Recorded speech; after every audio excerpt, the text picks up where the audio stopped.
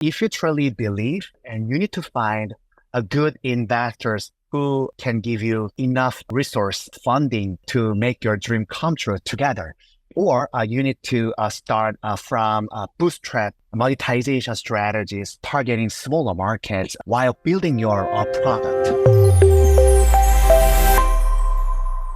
Welcome back to another installment of the Next Gen Growth Case Study podcast. In this episode today, we have Josh Lee. He is the co-founder and CEO of SWIT, a company that merges 8 different functionalities to replace things like Slack and Trello to create a uniform platform for team communication and task management. Josh began his career as an English teacher in Korea, where he developed a web-based app to create custom teaching materials. And his early experience in technology and education eventually led him to be a part of the creation of SWIT. Josh, thank you so much for joining me today.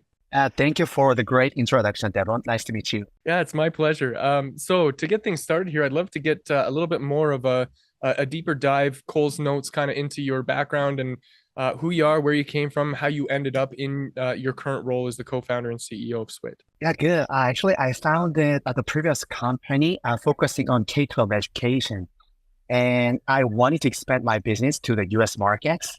So 11 years ago, I moved to the Bay Area because one of our first clients were located in Mountain View and Palo Alto. But actually, I could see some market trends moving from learning to doing. So we saw the collaboration area, but the point solution markets were already fully saturated with great incumbents like Slack, Trello, Asana.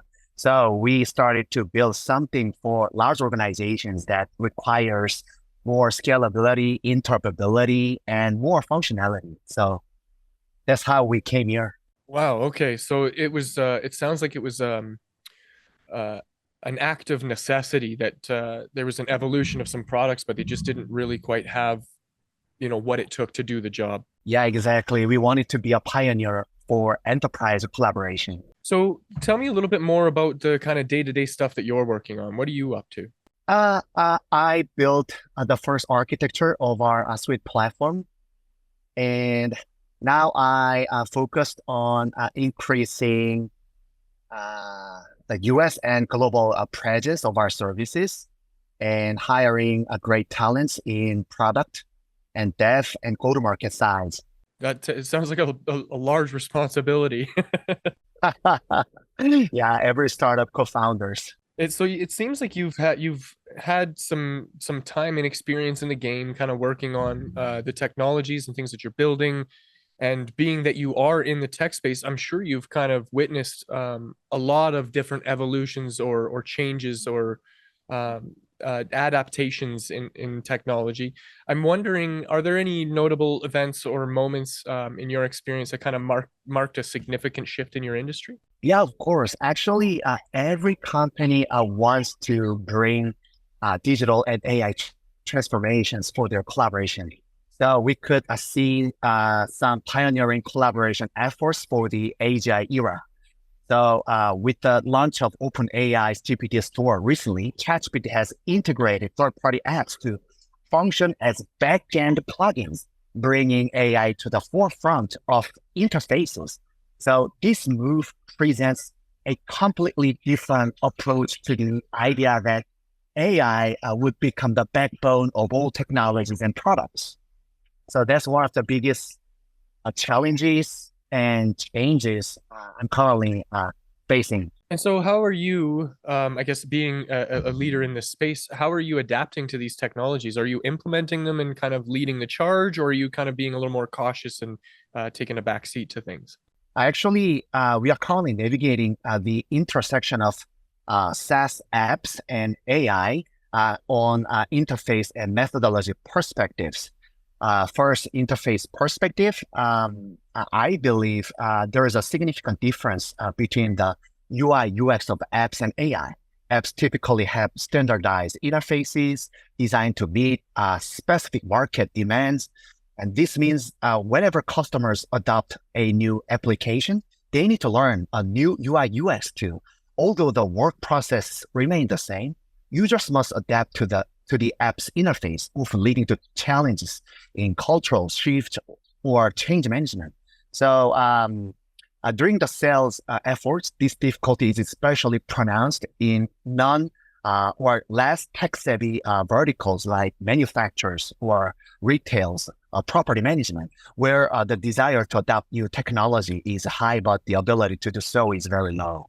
So it sounds to me like there's a challenge to take this really complicated or complex systems and tools and simplify them into a user interface that makes it easy for teams and people to interact with it. Yeah, exactly. And like AI, SaaS apps are often tightly linked to the specific market categories and even methodologies they are designed for. For example, within the goal management software category, some apps are specialized for KPIs, while others are tailored for OKRs.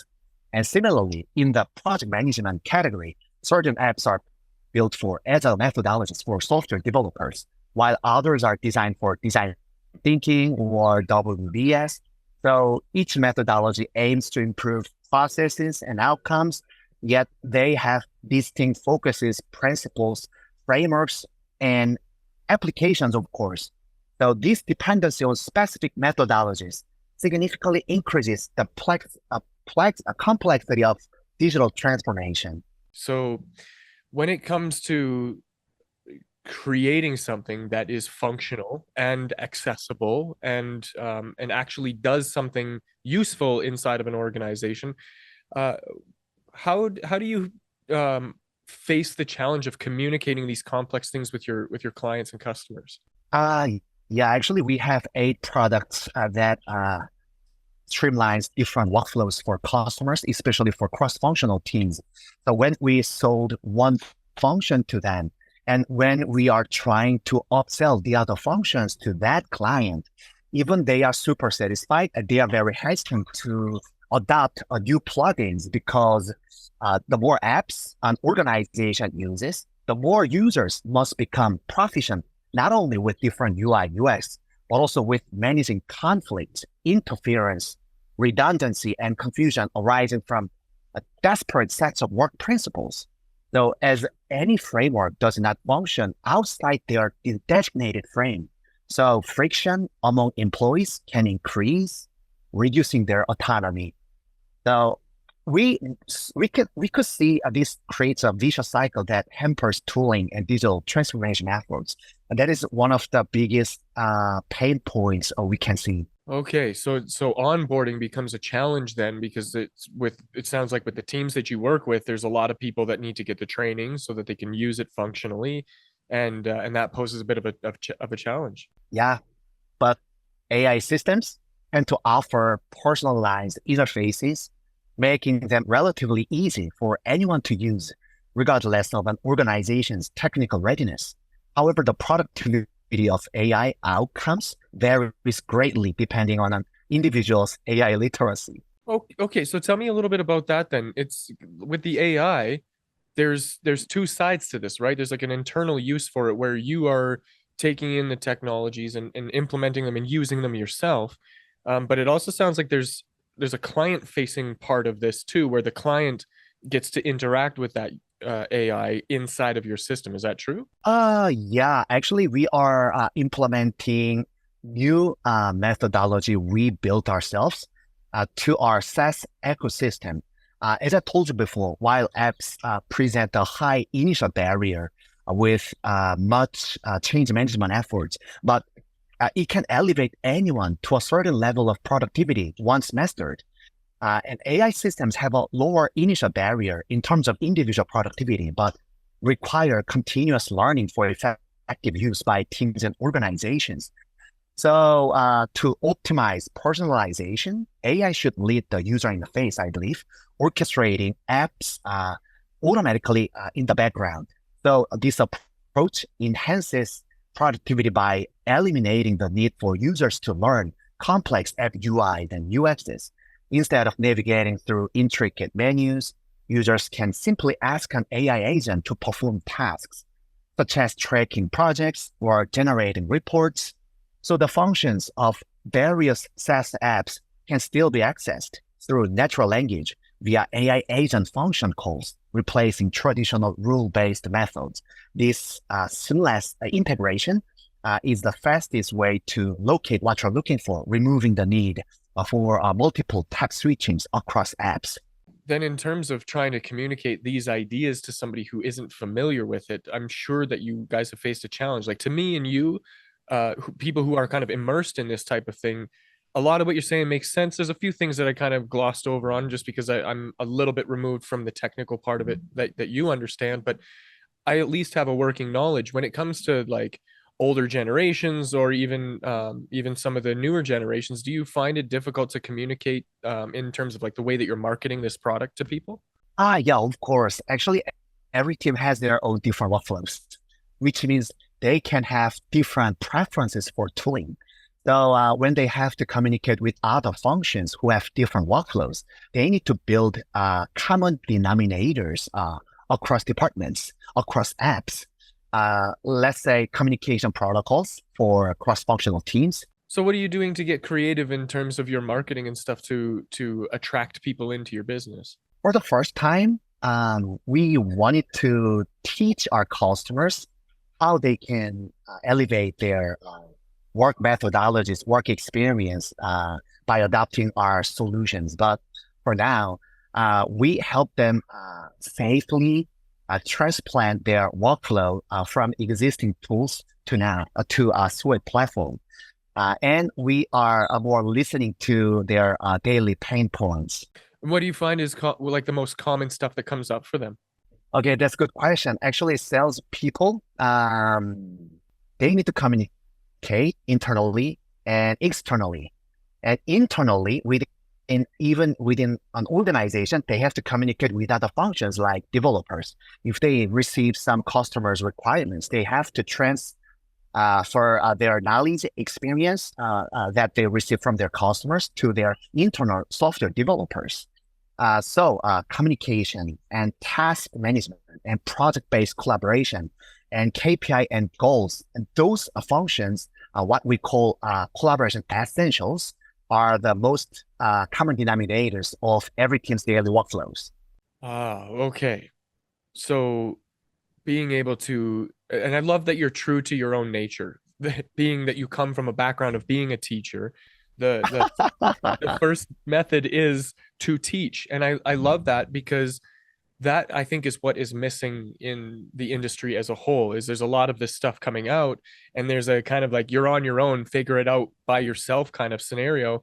And so for, a company like yours to come in and offer, at least to some degree, some level of education when it comes to leveraging automations and tools and AI and communications both internally and externally, I think that's a really valuable position for you guys to take. Do you experience a lot of churn inside of with your clients based on how complicated these things are, or do people kind of stick once you get them in? Yeah, our churn rate is always less than 1%, which means we have 99% retention rates. Wow, that is which means our something to boast customers are about. fully satisfied with our current offerings, I believe. Yeah, Let's say, that's before SWIT, I used Slack and multiple task managers like Monday.com, Asana, or Jira. But actually, what we could do with those public APIs for integration was to receive text-based notifications into selected channels, generating unnecessary notifications. So it was so frustrating for me to go back and forth between chat and tasks, the most frequently used functions of my daily workflow. So I wanted to build something that helps people focus on their critical essential work in a friction-free, distraction-free workspace. That's how we started SWIT. You guys have done some tremendous work in terms of developing the tools and things that you guys are implementing, and the customers that you guys are working with seem to love what you're doing.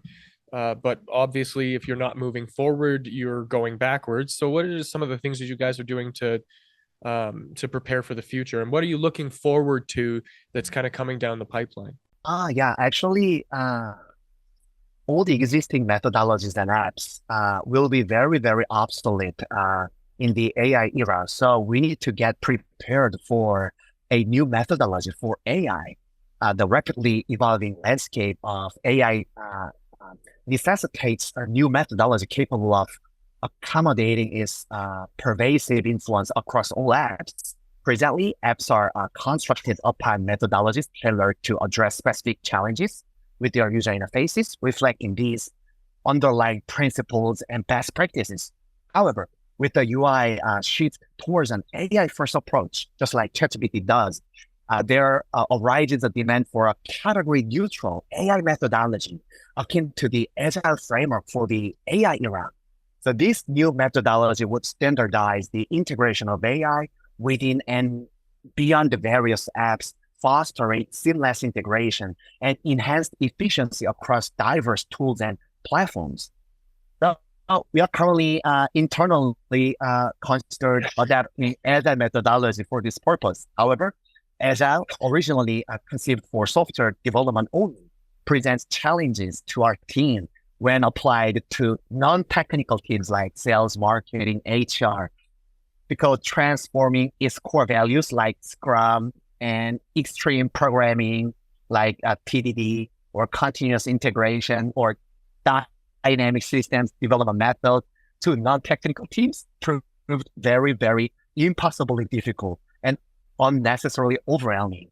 Wow, yeah, that's I can tell by your voice how exciting some of this stuff is that's coming down the pipeline. I think that's incredible that you guys are leading the charge and pioneering this thing. And I know there's a stigma attached to being the pioneer because usually it's the pioneers that get the bloodiest. There's a lot of consumer education, front-facing education that needs to happen, but you guys are deep in the thick of that, and I admire the work that you're doing, and I just wanted to offer you some kudos for that, man. Thank you.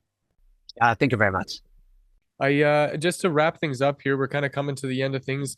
I always like to ask my guests a little bit of a sideways question here in terms of if somebody else was in your shoes and working on some of these things. I'm sure they're facing similar challenges to you and some of the work that you're doing. If you could offer anybody in that position a piece of advice, what would it be? I think there are two other startup founding stories. First one is to focus on smaller markets, and they have to build a smaller product for aiming to succeed faster with less money. And they need to find a niche. But actually, I think there is no longer opportunity for those markets in B2B SaaS areas, especially so many big techs are bringing their AI technologies to their products. So sometimes we need to be very, very bold to dream. We're going to change the paradigm shift from digital and AI, digital versus to AI to digital and AI combination, something like that. So if you truly believe, and you need to find a good investors who can give you enough resource funding to make your dream come true together. Or you need to start from bootstrap monetization strategies targeting smaller markets while building your product. So yeah, there's no answer question, Eric. But yeah, it's very hard. But I hope many startups who are facing recession difficulties during this time, they can find their own way. Yeah, that's incredible advice, man. Being bold and looking for the smaller industries to kind of reach into and being very intentional about the decisions that you make, both if you have investor backing or if you're bootstrapping. I think all of that is really helpful for somebody that's in that situation. Josh, you've been incredibly generous with your time, and I can't thank you enough for the wisdom that you've shared. I think that there's a lot of insight to glean from what you have shared with us in the audience. So for that, I just want to express my gratitude. Thank you so much for joining me today. Yeah, thank you, Devin. It was nice meeting you too. If somebody wanted to reach out to you to pick your brain or work with you, is there a way that they could do that? Yeah, of course. Please reach Josh at SWIT.io. You could connect me via LinkedIn too. Perfect. We'll link to both of those in the show notes when we put this episode out. Otherwise, that's it. If you want to get in touch with us for any other reason, it's nextgengrowth.com. And that's it for this episode, and we'll see you in the next one.